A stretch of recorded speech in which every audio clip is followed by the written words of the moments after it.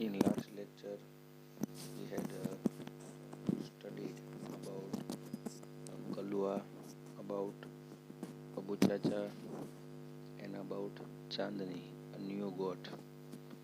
She was white. She had a little horns. આવી બધી આપણે ચર્ચા કરી હતી છેલ્લે. હવે આગળ પાઠની શરૂઆત કરીએ તો એમાં આપણે જોયું હતું કે હવે ધીમે ધીમે ચાંદની જે છે એ મોટી થતી જાય છે અને એને પેલી હિલ તરફ જવા માટેનું જે આકર્ષણ છે એ દિવસે ને દિવસે વધતું જાય છે. કારણ એને વિચાર્યું કે she thought that how beautiful these hills are. આ પેરેગ્રાફ આપણે ફરી વખત જોઈ લઈએ. એને વિચાર્યું કે કેટલું અદ્ભુત ટેકરી છે, કેટલું મસ્ત સરસ મજાનું સુંદર દ્રશ્ય છે. આ ઉદ્ગાર વાક્ય કહેવાય અને આ છે ને એ પ્રશંસા માટેનું વાક્ય છે. એટલે આપણે ફંક્શનમાં પણ પૂછાય છે પરીક્ષાની અંદર. વિદ્યાર્થી મિત્રો, તમે ખાસ સ્વાપોથી રિફર કરતા રહેશો, કારણ કે સ્વાપોથીની અંદર પણ ફંક્શનના વાક્યો આવે છે. તમારે માટે થોડુંક નવું છે, કારણ કે ફંક્શન જે છે ને એ વાક્યની અંદર રહેલા ભાવ દર્શાવે છે. હવે how beautiful this hills are એનો મતલબ શું થાય? બ્યુટીફુલ શબ્દનો મતલબ સુંદર. તો એનો મતલબ કે અહીંયા વખાણ કરી છે, પ્રશંસા કરી છે. And how refreshing is the breeze that blows through them. Breeze એટલે પવન, જોરદાર પવન ફૂંકાતો હતો અને એકદમ ઠંડુ ઠંડુ વાતાવરણ હતું. કેટલું અદ્ભુત વાતાવરણ હતું એમ કે છે. I must run across those green fields, she thought. આ બધું વાક્ય ચાંદની બોલે છે, વિચારે છે. એને કીધું મારે પેલી ટેકરી તરફ જવા માટે રન કરવું પડશે. એનો મતલબ કે મારે દોડવું પડશે. અને એટલું કહેતા જ she ran towards the hills. અને એટલું કહેતા જ એકદમ ખુશ થઈ જાય છે અને ટેકરીઓ તરફ એ દોડવા લાગે છે.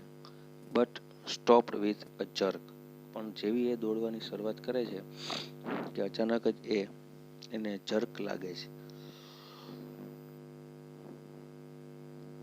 JERK.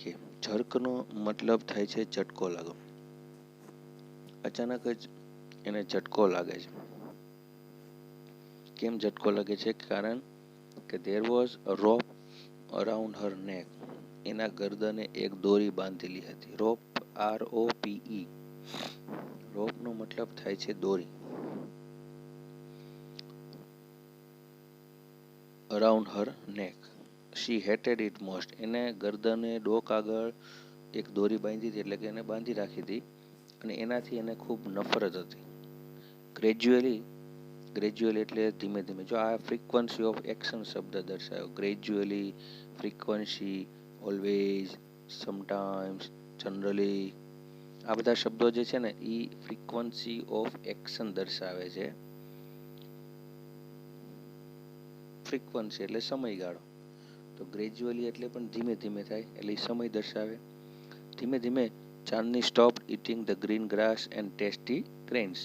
હવે એને એટલું બધું આકર્ષણ હતું, ત્યાં એને જવું જ હતું ટેકરી ઉપર, અને એના કારણે એણે ખાવાનું પણ છોડી દીધું.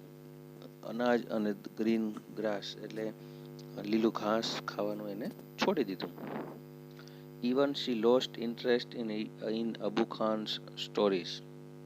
અને અબુ ખાન એને દરરોજ વાર્તા કહેતા, ડેઈલી. પણ હવે એને એ વાર્તા સાંભળવામાં પણ રસ ન હતો. શી લોસ્ટ હર એપેટાઇટ. એપેટાઇટનો મતલબ થાય છે રસ હોવો, ઇન્ટરેસ્ટ જેને આપણે કહીએ ને. એને ધીમે ધીમે બધી જ વસ્તુમાંથી રસ ઉડી ગયો હતો અને એના કારણે ગ્રૂ થીન, અને ધીમે ધીમે એનું શરીર છે ને એ દુબળું પડતું ગયું. She stared moodlessly at the hills, bathing in the sunlight or playing with the clouds. Stared એકદમ સ્ટેર એટલે એકી નજરે જોયા કરવું, કોઈ ચીજની સામે, કોઈ વસ્તુની સામે આપણે એક ધારે જોતા હોય એને સ્ટેર કહેવાય. મૂડલેસલી, એકદમ મિજાજ એનો મૂડ જ નહોતો, જેને કહેવાય ને એવું એણે એની સામું જોતી હતી. કોની સામું? ટેકરીની સામે.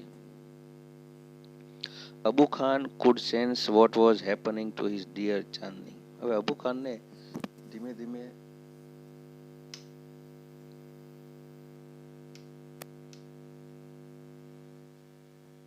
ખબર પડવા માંડી કે ભાઈ એની સાથે શું થઈ રહ્યું છે, એ કેમ આવું કરી રહી છે. કારણ કે આની પહેલા પણ એમને એક અનુભવ થઈ ગયો હતો.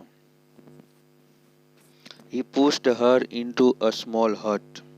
Hut, HUT, hut એટલે ઝૂંપડી. એને ચાંદનીને ઝૂંપડીની અંદર પૂરી દીધી. નાનકડી એવી ઝૂંપડી હતી, એની અંદર એને પૂરી દીધી. એન્ડ શટ ધ ડોર, અને દરવાજો બંધ કરી દીધો. But forgot to close the small window at the back. એને ઝૂંપડીમાં પૂરી દીધી અને બહારથી દરવાજો બંધ કરી દીધો. પરંતુ એ ઝૂંપડીની પાછળ એક બારી હતી, વિન્ડો. એ બારી બંધ કરવાનું, એટલે કે બારી બંધ કરવા માટે એ ભૂલી ગયા. ધ સેમ નાઇટ, ઈ જ રાત્રિએ Chandni made the window her passage for freedom. જો પેસેજ ફોર ફ્રીડમ, ફ્રીડમનો મતલબ થાય છે આઝાદી. ઈ જ રાત્રિએ, તે જ રાત્રિએ ચાંદનીએ પોતાની આઝાદી માટેનું એક સાધન ગોતી લીધું. કયું હતું? વિન્ડો એટલે કે બારી. બારીમાંથી એણે કૂદી જવાનું નક્કી કર્યું. When Chandni reach the hilltop, અને ચાંદની ત્યાંથી ભાગી ગઈ અને ધીમે ધીમે રાત્રિના સમયમાં એ હિલટોપ ઉપર પહોંચી. The big yellow sun was rising in the horizon. ધીમે ધીમે જે સૂર્યોદય થતો હતો પરોઢના સમયે, એ અદ્ભુત દ્રશ્ય એને જોયું.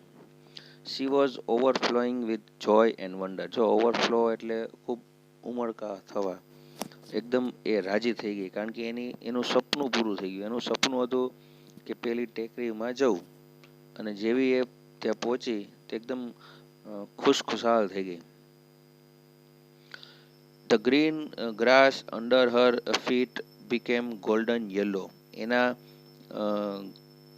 ગ્રાસ જે હતું એ ધીમે ધીમે ધીમે ધીમે ગોલ્ડન યલો થઈ ગયું. ગ્રીન ગ્રાસ જે હતું, કારણ કે સૂરજના કિરણો એ ઘાસ ઉપર પડતા, અને એના કારણે એનું જે ઘાસ હતું એ ધીમે ધીમે એમ કહેવાય કે ગોલ્ડન યલો થઈ ગયું. The wind sang an endless song of welcome. Wind જે છે, જાણે પવન જે છે જોર જોરથી જાણે એનું સ્વાગત કરવા માટે ફૂંકાતો હોય ને એવું લાગતું હતું.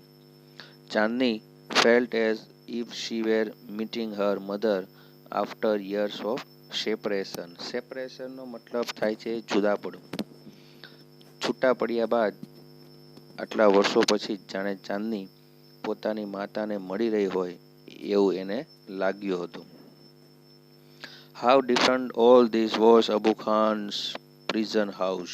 પ્રિઝન, PRISON, પ્રિઝન એટલે જેલ. અબુ ખાનની જે જેલ હતી, અબુ ખાનની જેલ એટલે એને જે ઝૂંપડીમાં પૂરી દીધી હતી, એ એના માટે એક જેલ સમાન હતી. તો એ જેલ કરતાં અહીંનું જે વાતાવરણ હતું, અહીંનું એટલે હિલ ટોપનું જે વાતાવરણ હતું, એ કેટલું બધું ડિફરન્ટ હતું, એટલે કેટલું બધું અલગ હતું. That day she jumped and played and ate all around. આખો દિવસ એણે આનંદમાં જોર જોરથી કૂદકા માર્યા અને રમત રમીને જે કંઈ પણ ખાવાનું બધું ખાધું. She was on the top of the world. જાણે તે કોઈ દુનિયાના ટોચ ઉપર હોય ને, દુનિયામાં ટોચ ઉપર એટલે કે સૌથી ઊંચાઈ ઉપર એ પહોંચી ગઈ હોય એવું એને લાગતું હતું. It was the happiest day in ચાંદની's life. ચાંદનીના જીવનનો હેપીએસ્ટ એટલે સૌથી વધારે ખુશીનો દિવસ હતો. જો હેપી શબ્દ પણ વાપરી શકાય, હેપીયર પણ વાપરી શકાય, અને હેપીએસ્ટ પણ વાપરી શકાય. તો અહીંયા ડિગ્રીનો ઉપયોગ કરવામાં આવ્યો છે. EST લાગ્યો.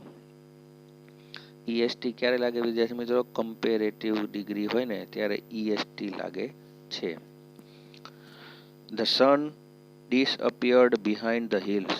ધીમે ધીમે સૂરજ જે છે એ હવે અંધારું થવાનો સમય થઈ ગયો હતો, એટલે સૂરજ ટેકરીની પાછળ સંતાઈ ગયો.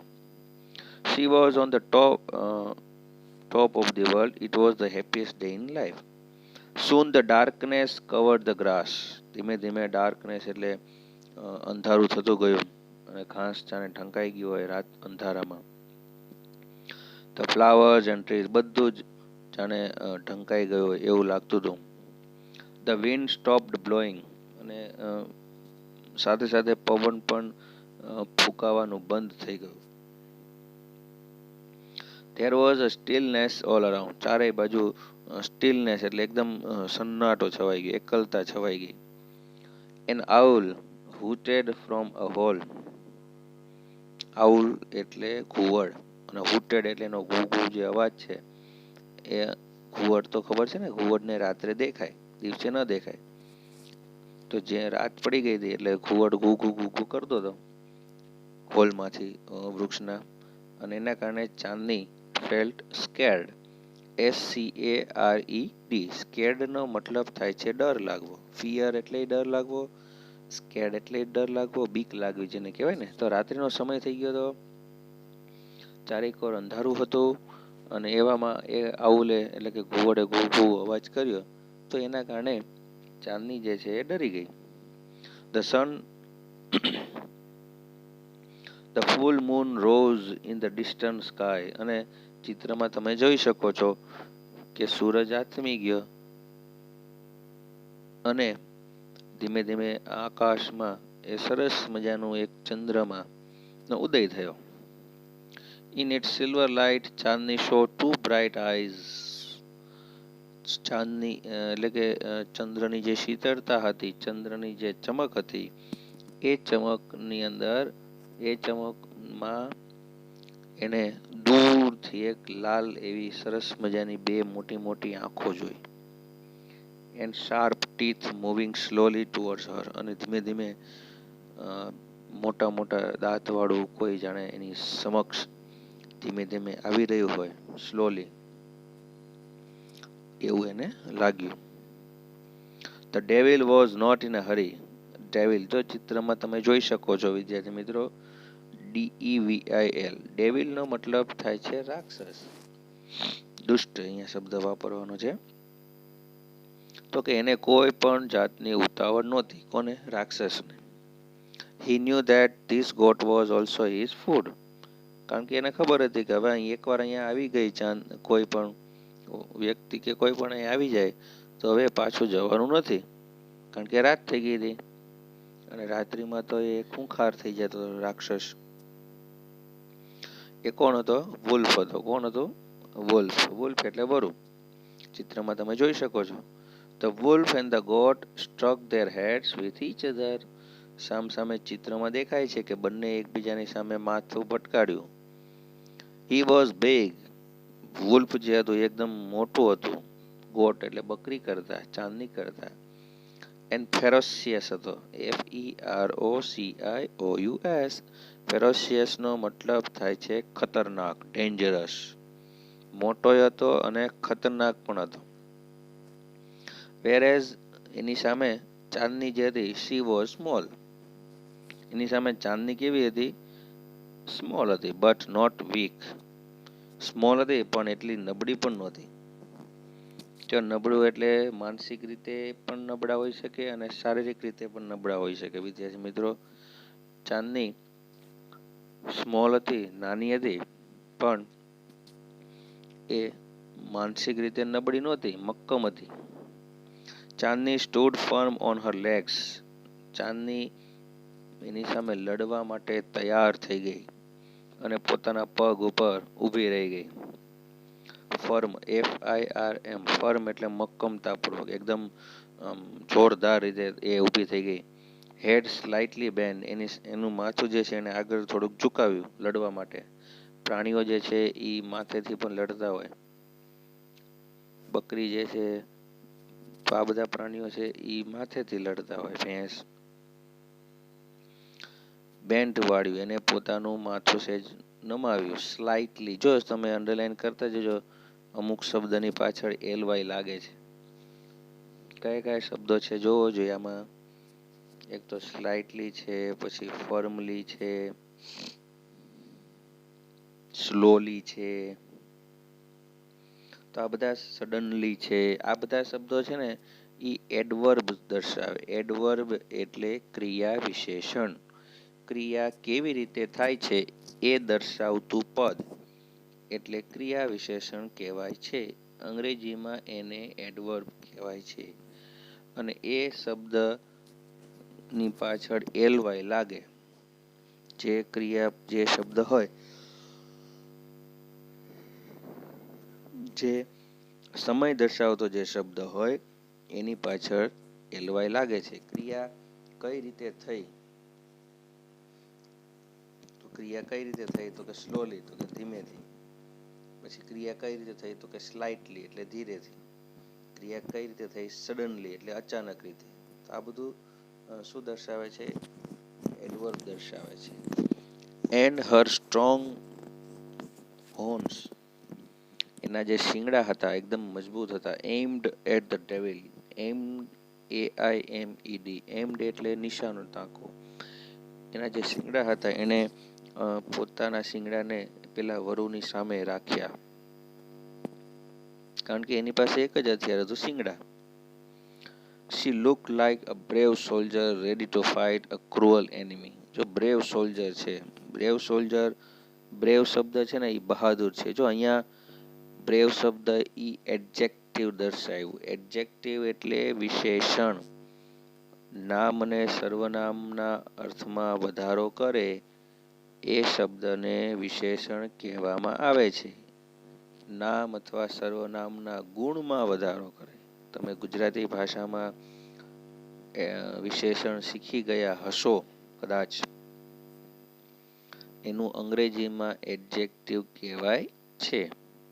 તો સોલ્જર કેવું? પણ બ્રેવ, બહાદુર સૈનિકની જેમ એણે દુશ્મનની સામે લડવા માટે તૈયાર થઈ ગઈ. એનિમી, ENEMY, એનિમી એટલે દુશ્મન. The fight begins, લડાઈ શરૂ થઈ. It went on through the night, આખી રાત જે લડાઈ હતી એ ચાલુ રહી. વિદ્યાર્થી મિત્રો, The moon began to grow pale and suddenly hide behind the clouds. અચાનક ચંદ્ર જે છે ધીમે ધીમે પેલ થતો ગયો. PAL, પેલ એટલે ઝાંખું થવું. ધીમે ધીમે ચંદ્ર ધીમે ધીમે ઓજળ થતો ગયો, એટલે કે સંતાઈ જવા લાગ્યો ક્લાઉડ્સની અંદર, કારણ કે દિવસની શરૂઆત થવા માંડી. The stars also began to disappear by one. ધીમે ધીમે એક પછી એક જે છે એ તારાઓ પણ ધીમે ધીમે અદૃશ્ય થતા ગયા. A faint light appeared in the east. એક ફેઇન્ટ લાઇટ, એકદમ પ્રકાશિત એક પ્રકાશ જે છે એ ઈસ્ટ બાજુથી, ઈસ્ટ એટલે પૂર્વ બાજુથી એક પ્રકાશ આવ્યો. શેનો પ્રકાશ હતો? The first rays of the sun. આખી રાત લડાઈ ચાલુ રહી એવું બતાવે છે. તો રાત્રિ પૂરી થઈ ગઈ, ધીમે ધીમે દિવસની શરૂઆત થઈ, પરોઢ થઈ, અને પહેલું કિરણ જે છે એ જ્યારે જમીન ઉપર પડ્યું ત્યારે એવું કહે છે કે ચાંદની લાઈંગ ઓન ધ ગ્રાઉન્ડ. એમાં શું દેખાતું હતું? તો કે ચાંદની જમીન ઉપર પડી હતી. She was completely soaked in blood. આખું શરીર એનું લોહીથી લથબથ હતું. એટલી બધી ભયંકર લડાઈ એને લડી હતી. The wolf also tired. જે વુલ્ફ હતું વરુ એ પણ થાકી ગયો હતું. And sleepy, અને સૂતું હતું.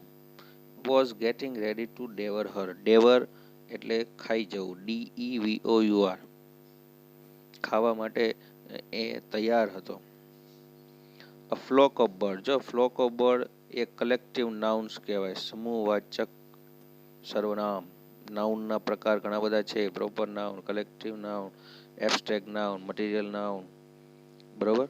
એમાં જે સમૂહ દર્શાવતું જે શબ્દ હોય ને, ફ્લોક ઓફ બર્ડ્સ. ફ્લોક એટલે ટોળું. બધાયના ટોળા વિશે અલગ અલગ નામ હોય છે. પક્ષીઓનું જે ટોળું હોય ને એને ફ્લોક કહેવાય. માણસોનું ટોળું હોય ને એને ક્રાઉડ કહેવાય, બરોબર. તો તો પક્ષીઓનું એક ટોળું જે હતું sitting on tree was debating the result of the fight. Debate કરી રહ્યું હતું. પક્ષીઓનું ટોળું વૃક્ષ ઉપર બેઠા બેઠા ચર્ચા કરી રહ્યું હતું. શું ચર્ચા કરી રહ્યું હતું? So who is the winner ask the small one. જો અંડરલાઈન કરજો. એક નાનકડા એવા પક્ષીએ કીધું કે હુ ઇઝ ધ વિનર, કોણ જીતો આ બેમાંથી? The wolf, of course. Most of the other declare together. બધાએ કીધું કે હા વુલ્ફ જ હોય ને. એ તો બધા નરી આંખે દેખાતું હતું, કારણ કે ચાંદની પડેલી હતી લોહીથી લથબથ. નો સેડ અ વાઇઝ બર્ડ. એમાં એક ઉંમરવાળું એક પક્ષી હતું, એને કીધું ના, ચાંદની ઇઝ ધ વિનર. ચાંદની વિજેતા કહેવાય. કેમ?